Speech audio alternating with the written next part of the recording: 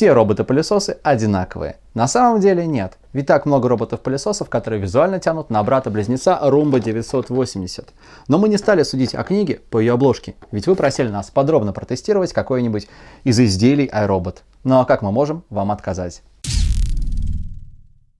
Компания iRobot американская, существует с 90-го года и специализируется на создании разнообразных роботов.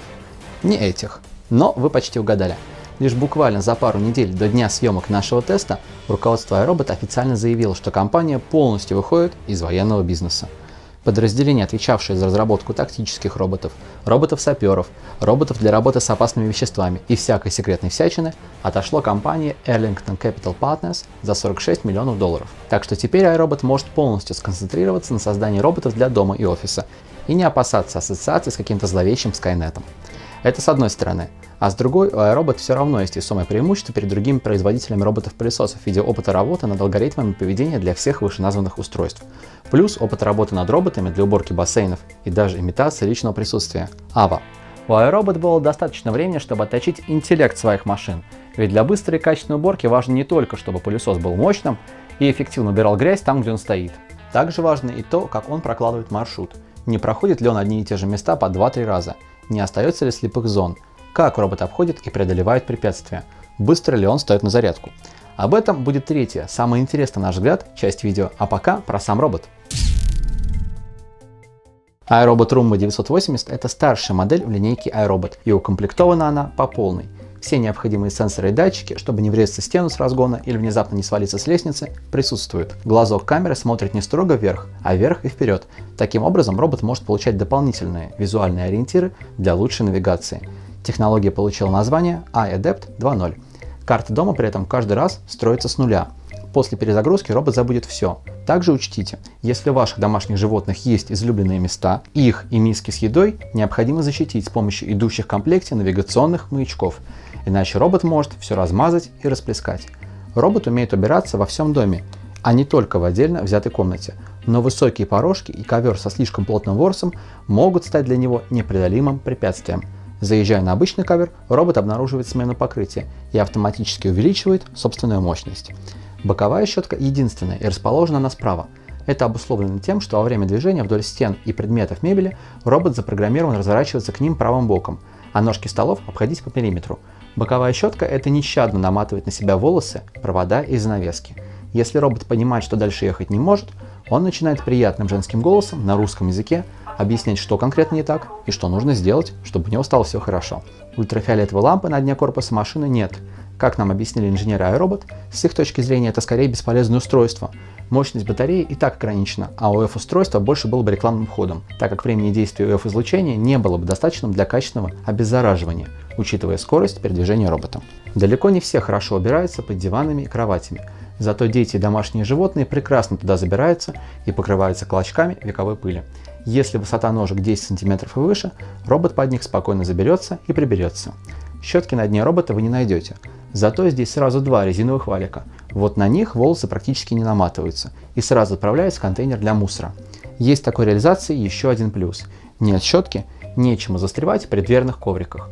Один из тестируемых нами роботов настолько рьяно пытался вырвать свою щетку из кокосового ворса, что потерял не только ее, но и какую-то запчасть, и теперь безумно гремит. А этому хоть бы хны. Работает Roomba 980 следующим образом. Воздушный поток ударяет по загрязняющему материалу, после чего его подхватывают валики и вместе с воздушным потоком поднимают во внутреннее пространство пылесоса. Далее загрязнитель засасывается в контейнер. Контейнер, кстати, очень удобный. Вытащить его можно, даже не снимая робота зарядки. Очищается элементарно. Пылесборник оснащается и циклонным фильтром, и фильтром тонкой очистки. Робот позиционируется как гипоаллергенный. Несмотря на относительно высокую мощность, уровень шума iRobot Roomba 980 не такой высокий, как мы ожидали – 63 дБ в 2 метрах от робота. В режиме эко уровень шума ниже. А еще iRobot наконец-то перешел с никель-металлогидридных батарей на литий-ионные. Это позволило увеличить скорость зарядки и снизить вес устройств. На одном заряде робот способен бегать до 2 часов. Заряжается около 90 минут. После чего может продолжать уборку, если не успел сделать все. Предлагается использовать специальное приложение iRobot для мобильных устройств под управлением iOS и Android. С помощью этого приложения можно управлять расписанием и запускать уборку, а также настраивать режим работы. Плюс есть возможность доступа к ряду индикаторов. Заполнен ли контейнер для мусора, где сейчас находится робот, на зарядке или на уборке. А вот чего в приложении не хватает, так это индикатора уровня заряда. Хочется верить, что в будущих версиях добавят и возможность управления машиной от первого лица, или хотя бы просто возможность поуправлять ей. Можно будет устраивать гоночки. Шутим, конечно. Для гоночек получается дороговато – 900 УЕ за 1 болид. Но как дополнительное средство наблюдения за безопасностью в доме и порядком было бы очень здорово. Кстати, робот поддерживает возможность обновления программного обеспечения через это же самое приложение. Отсюда и наша надежда. Мы подготовили комнату, как делали это в нашем прошлом тесте роботов-пылесосов, и расставили препятствия в виде стула и обычного пылесоса. Теперь рассыплем загрязняющий материал и оценим качество прокладывания маршрута, качество уборки и общую скорость выполнения задачи. В комплекте с пылесосом шла пара маячков для развертывания виртуальных стен. Мы их также использовали. Там, где робот проходит, становится заметно чище. Результат все еще не на уровне классических пылесосов, но для робота-пылесоса близок к эталонному. Робот убирается быстро, чуть меньше 10 минут, но упорно игнорирует полосу слепых зон рядом со стулом. Убрано около половины загрязнителя. Второй и третий проходы аналогично. Результат хуже, чем у аутсайдеров прошлого теста. Сначала предположили, что дело в виртуальных стенах, но их отключение результата не возымело. Но стоило нам выключить два новеньких осветительных прибора по 7200 люмен на каждый, в прошлом тесте их не было, и пылесос мгновенно прозрел. Мощный студийный свет, похоже, просто ослепил его. И теперь вы знаете, как поступать с автоматическими турелями производства iRobot. Итак, мы повторили тест с нуля с обычным комнатным светом, и теперь за 16 минут робот убрал около 95% загрязнителя. Отдельно отметим, что в отличие от ряда роботов из прошлого теста, Roomba 980 бережно отнеслась к мебели и не стала возюкать стул по всей комнате. По качеству уборки iRobot Roomba 980 показал превосходные результаты, к тому же с перспективой дальнейшего улучшения. Кто знает, что добавят в новых прошивках. Понравилось видео? Ставьте лайк и добавляйте его к себе на стену в социальных сетях. До новых встреч!